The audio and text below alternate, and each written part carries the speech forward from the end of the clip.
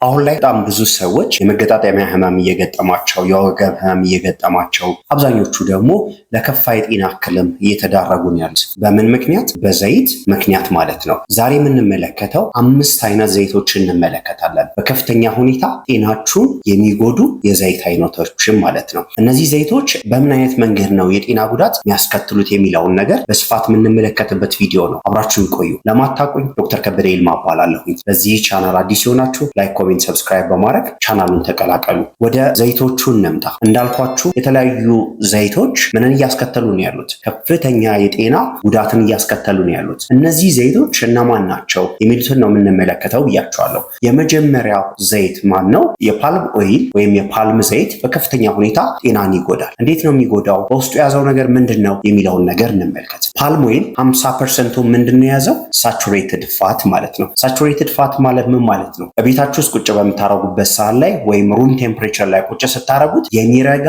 ዘይት ማለት ነው። ሌላኛው መጠነኛ የሆነ ሞኖ አንሳቹሬትድ ፋቲ አሲድ ይዟል። ሌላኛው ደግሞ በትንሹ ፖሊ አንሳቹሬትድ ፋቲ አሲድ ይዟል። ምን? ፓልም ኦይል የምንለው ማለት ነው።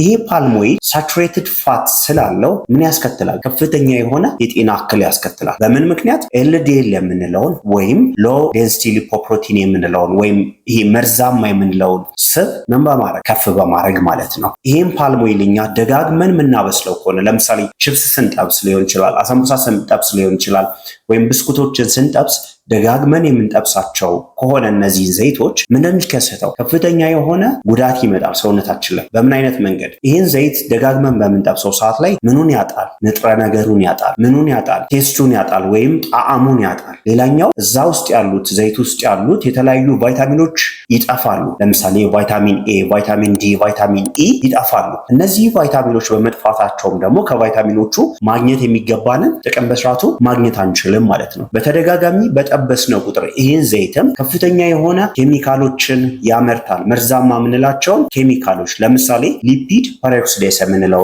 አላዳይድ የምንለው ሌሎችም ኬሚካሎች አሉ። እነዚህ ኬሚካሎች ደግሞ በከፍተኛ ሁኔታ ምንን ነው የሚጎዱት? ሴሎቻችንን ይጎዳሉ። ሴሎቻችን ደግሞ እየተጎዱ ሲመጡ ምን ይገጥመናል?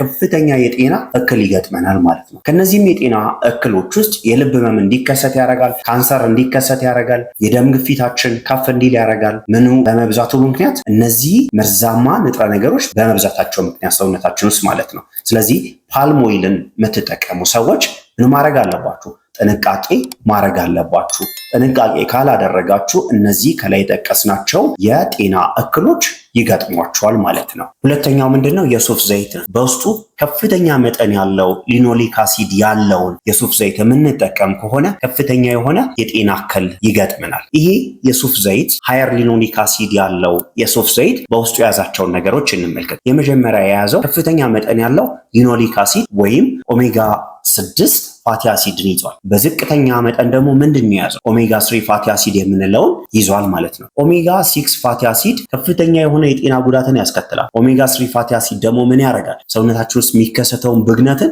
በከፍተኛ ሁኔታ መቀነስ ይችላል ማለት ነው። እኛ ይህንን የሊኖሊክ አሲድ መጠኑ ከፍተኛ የሆነውን የሱፍ ዘይትን በምንጠቀምበት ሰዓት ላይ ምን እንደሚከሰተው ከፍተኛ የሆነ ጉዳት ይገጥመናል ብያቸዋለሁ። በምን አይነት መንገድ ነው ይሄ ጉዳት የሚገጥመን? በምን አይነት መንገድ ነው ሴሎቻችን የሚጎዱት የሚለውን ነገር እንመልከት።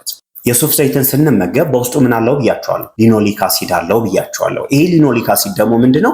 ኦሜጋ 6 ፋቲ አሲድ ነው። ይሄ ሊኖሊክ አሲድ ወደ ምን እንደሚቀየረው? ወደ አራኪዶኒክ አሲድ ይቀየራል። አራኪዶኒክ አሲዱ ደግሞ ወደ ምን እንደሚቀየረው?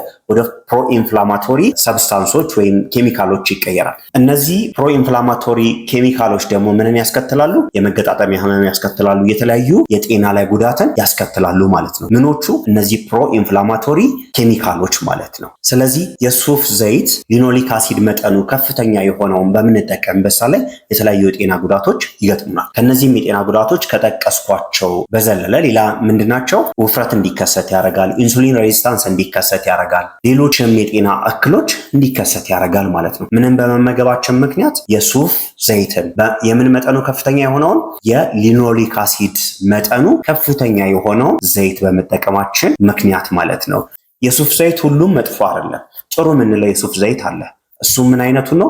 በውስጡ ከፍተኛ መጠን የኦሊክ አሲድ የያዘ ማለት ነው። ይሄ የኦሊክ አሲድ መጠኑ ከፍተኛ የሆነ የሱፍ ዘይት ለሰውነታችን በጣም አሪፍ ነው። ይሄ ኦሊክ አሲድ ማለት ምን ማለት ነው? ኦሜጋ 9 ማለት ነው፣ ወይም ኦሜጋ 9 ፋቲ አሲድን የያዘ ማለት ነው። ስለዚህ ይህንን በምትመገቡበት ሰዓት ላይ ከፍተኛ የሆነ የጤና ጠቀሜታ ማግኘት ትችላላችሁ ማለት ነው። ሶስተኛው ለጤናችን በጣም ጎጂው ዘይት ምን አይነት ነው? የአትክልት ዘይት ነው። የአትክልት ዘይት ምን አይነቱ ሊሆን ይችላል? የአኩሪ አተር ዘይት ሊሆን ይችላል፣ የበቆሎ ዘይት ሊሆን ይችላል፣ የፓልም ዘይት ሊሆን ይችላል፣ ሌሎችም የአትክልት ዘይቶች አሉ። እነዚህም በምንጠቀምበት ሰዓት ላይ ከፍተኛ የሆነ የጤና ጉዳትን ማስከተል ይችላሉ። እነዚህ ዘይቶች የተለያየ ፕሮሰሶችን ማለፍ አለባቸው። ምን ለመሆን? ንጹህ ዘይት ለመሆን ማለት ነው። እነዚህ ፕሮሰሶች ምንድናቸው የሚሉትን እንመልከት። የመጀመሪያው ምንድነው? በከፍተኛ ሙቀት እነዚህ ዘይቶች ምን ይባላሉ? ይቀነባበራሉ። ከዛ ሲቀጥል በከፍተኛ ግፊት ውስጥ እንዲገቡ ይደረጋል። ከዛ ደግሞ ወደ ምንድነው የሚሄዱ? ኬሚካል እንዲጨመርባቸው ይደረጋል። ምን ለማድረግ? የተለያዩ መጥፎ ነገሮችን ለማስወገድ፣ ከለራቸው ጥሩ እንዲሆን ብሊንች ይደረጋሉ በተለያዩ ኬሚካሎች። ሌላ ደግሞ ቴስታቸው ወይም ጣናቸው ጥሩ እንዲሆን ምን ይደረጋል? የተለያዩ ፕሮሰሶችን ያልፋሉ። በእነዚህ ፕሮሰሶች ውስጥ የተለያዩ ንጥረ ነገሮችን ምን እያደረጉ ይመጣሉ? እያጡ ይመጣሉ። እነዚህ ንጥረ ነገሮች ለምን ያስፈልጋሉ? ለሰውነታችን በጣም ያስፈልጋሉ። ለምሳሌ እነዚህ ንጥረ ነገሮች እነማን ናቸው? አንቲኦክሲዳንቶች። እነዚህ አንቲኦክሲዳንቶች ሴሎቻችን ለተለያዩ ጉዳቶች እንዳይጋለጡ የሚያደርጉ ናቸው። ለምን አይነት ጉዳቶች?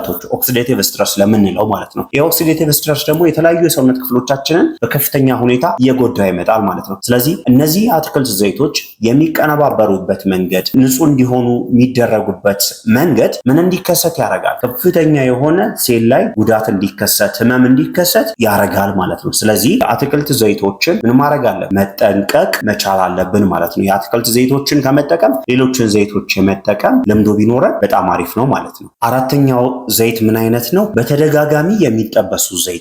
ለምሳሌ አሰንቡሳን ለመጥበስ የምንጠቀማቸው ዘይቶች፣ ብስኩቶችን ለመጥበስ፣ እርጥቦችን ለመጥበስ የምንጠቀማቸው ዘይቶች፣ ችፕሶችን ለመጥበስ የምንጠቀማቸው ዘይቶችን ደግሞ ደጋግሞ እነዛን ዘይቶች መጥበስ ከፍተኛ ጉዳትን ያስከትላል። እነዛን ዘይቶች ደግሞ ወጥ ለመስራት፣ የተለያዩ ምግቦችን ለመስራት የምንጠቀምበት ከሆነ ከፍተኛ የሆነ የጤና ጉዳትን ያስከትላሉ። ለምንድን ነው ይሄም? እነዚህን ዘይቶች ደጋግማችሁ በምትጠብሱበት ሰዓት ከፍተኛ የሆነ መርዛማ ኬሚካልን ያመርታሉ።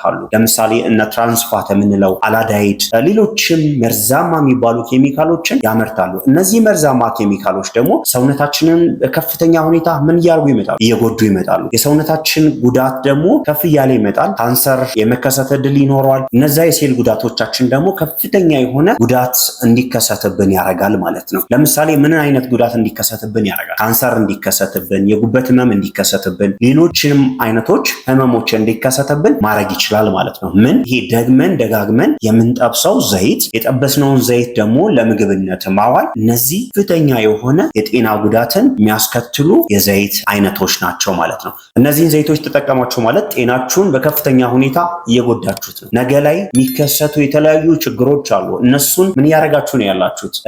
እያባባሳችሁ ነገ በሽታ እንዲመጣ ለራሳችሁ መንገድ እየከፈታችሁ ነው ያለው ማለት ነው። ስለዚህ እነዚህን ደግመው ደጋግመው የሚጠበሱ ዘይቶችን ምን ማድረግ አለባችሁ? ማቆም መቻል አለባችሁ ማለት ነው። አምስተኛው ምን አይነት ዘይት ነው? ከጥጥ ፍሬ የሚሰራ ዘይት። ይሄ ከጥጥ ፍሬ የሚሰራው ዘይት በውስጡ ምን ይዟል?